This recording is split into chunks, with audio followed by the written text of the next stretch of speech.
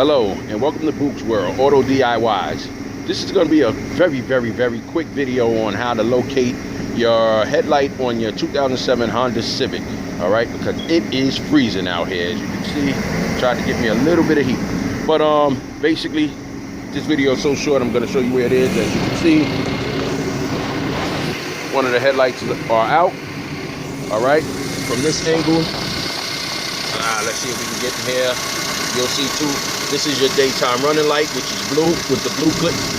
And if you can see back there with the gray clip, that is your regular headlight. All right, if you have small enough hands, you can get in there, twist it, pull it out. If not,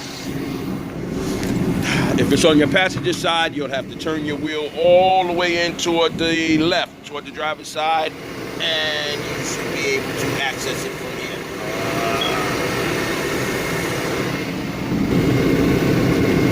There you go. You can see it right there. You just stick your head up in there. You turn it counterclockwise or clockwise. I just haven't done it yet, but there's the location. Good luck. It's freezing. I'm gone.